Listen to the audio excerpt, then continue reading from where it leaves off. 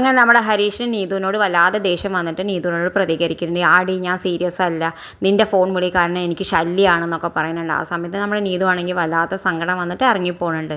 പിന്നെ കാണിക്കണത് നമ്മുടെ നികേഷിന് നല്ല പനിയാണ്. നികേഷിന് നല്ല പനിയാവുന്ന സമയത്ത് അവൾ വേഗം പോയിട്ട് റൂമിൽ ഗുളിക ഉണ്ടോ നോക്കുന്നുണ്ട്. നിധി ഗുളികയൊന്നും കിട്ടണില്ല. അവൾ വേഗം നോക്കണ സമയത്ത് നമ്മുടെ സുധീഷ് ആണെങ്കിൽ നല്ല ഉറക്കത്തിൽ പെട്ടിട്ടുണ്ട്. അവൾ വേഗം പോയിട്ട് ഭാസ്കരനോട് ചോദിക്കുന്നുണ്ട്, അച്ഛാ എനിക്ക് കുറച്ച് ഗുളിക വാങ്ങിയിട്ട് വന്നു, നികേഷിന് നല്ല പനിയാണെന്ന് വാങ്ങിക്കൊണ്ടുവരുമോ ചോദിക്കുന്നുണ്ട്. ആ സമയത്ത് ഭാസ്കരൻ പറയേണ്ട ആ വാങ്ങിക്കൊണ്ടുവരാം, ഞാൻ ഡോക്ടറൊന്നല്ലല്ലോ മോളെ, നീ ഒരു പേപ്പറിൽ എഴുതിയിട്ട് ആ പേരൊക്കെ ഞാൻ വാങ്ങിക്കൊണ്ടുവരാമെന്ന് പറയുന്നുണ്ട്. ആ സമയത്ത് ഭാസ്കരൻ്റെ വേഗം നിധി പേപ്പറിലൊക്കെ മരുന്നിൻ്റെ പേരൊക്കെ എഴുതി കൊടുക്കുന്നുണ്ട്. ഭാസ്കരൻ വേഗം പോയിട്ട് വാങ്ങിയൊക്കെ കൊണ്ടുവന്നിട്ട് കൊടുക്കുന്നുണ്ട്. നിധി വേഗം തുണി തോരാടുമ്പോഴേക്കും ഭാസ്കരൻ ഗുളികയൊക്കെ ആയിട്ട് വരുന്നുണ്ട്. വാങ്ങിക്കാണുന്ന സമയത്ത് നമ്മൾ നിധിക്ക് ഒരു ചോക്ലേറ്റൊക്കെ കൊടുക്കുന്നുണ്ട്. ചോക്ലേറ്റ് കാണുന്ന സമയത്ത് നമ്മൾ നിധിക്ക് വലിയ സന്തോഷമുണ്ട്. അപ്പോൾ നിധിയോട് പറയേണ്ടത്, ആ എനിക്ക് ചില്ലറല്ല എന്നിട്ട് വാങ്ങിക്കൊണ്ടതാട്ടോ എന്ന് പറയുന്നുണ്ട്.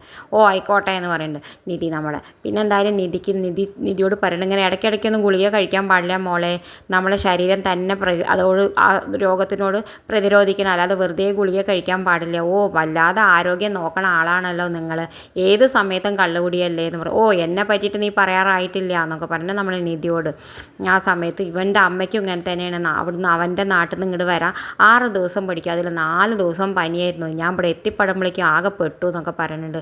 ആ സമയത്ത് നമ്മുടെ നിധി ചോദിക്കുന്നുണ്ട്, എവിടെയായിരുന്നു അവരുടെ നാട്, എന്താ അവരുടെ പേര്, അവരിപ്പോഴും ജീവിച്ചിരിപ്പുണ്ടോ, ഒന്ന് പറഞ്ഞു തരുമെന്ന് പറഞ്ഞു. ഓ ഒന്ന് പറയാൻ തുടങ്ങിയാൽ നീ അതിന് മേലെ പിടിച്ച് കയറുമല്ലോ, അനക്കിപ്പോൾ കഥ കേൾക്കണമല്ലേ, എന്തായാലും അത് ഞാൻ ഇപ്പോൾ പറയാൻ ഉദ്ദേശിക്കണില്ല എന്ന് പറയണ്ട. ആ സമയത്ത് നമ്മൾ നിധി പറഞ്ഞു, എന്തായാലും ഞങ്ങളെ കൊണ്ട് ഒരു ദിവസം അത് പറയിപ്പിക്കും, ഞാൻ എല്ലാം അറിയും ചെയ്യുമെന്ന് പറയും. ഓ നോക്കാലോ എന്ന് പറഞ്ഞിട്ട് നമ്മുടെ നിധിയും ഭാസ്കരനും ഉള്ളിലേക്ക് പോകുന്നുണ്ട്. പിന്നെ കാണിക്കുന്നത് നമ്മുടെ സുഭാഷേട്ടൻ ജോലി ചെയ്യുന്ന സ്ഥലത്തേക്ക് നമ്മുടെ ചാന്ദിനി ഭക്ഷണമായിട്ട് വരുന്നുണ്ട്.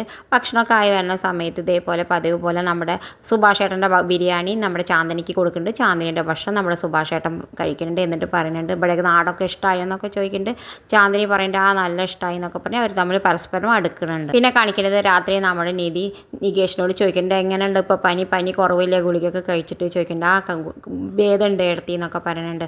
ആ സമയത്ത് നികേഷിനോട് പറയുന്നുണ്ട്, നിൻ്റെ അച്ഛൻ വിചാരിക്കുന്ന പോലെയല്ല, നിൻ്റെ അച്ഛനാണ് ഗുളികയൊക്കെ വാങ്ങിയിട്ട് വന്നത്, നീ വിചാരിക്കുന്ന പോലെ വില്ലനൊന്നും അല്ല, അയാളൊരു മഹാപാവാണെന്ന് പറയുന്നത്. ആ സമയത്ത് നമ്മുടെ നികേഷ് പറയുന്നുണ്ട്, അയാൾ കാരണമാണ് ഞങ്ങളുടെ ജീവിതം ഇങ്ങനെ നശിച്ച്, ഇടത്തി അയാളെ പറ്റി പറയണ്ടെന്നൊക്കെ പറയുന്നത്. ഇത് കാണിച്ചും കൊണ്ടാണ് ഇന്നത്തെ പ്രൊമോ അവസാനിക്കുന്നത്. ഇതുപോലെ പ്രൊമോ വിശേഷങ്ങൾ നിങ്ങളുടെ മുന്നിൽ എളുപ്പത്തിലെത്താൻ ഈ ചാനൽ ഒന്ന് സബ്സ്ക്രൈബ് ചെയ്യാൻ മറക്കരുത്.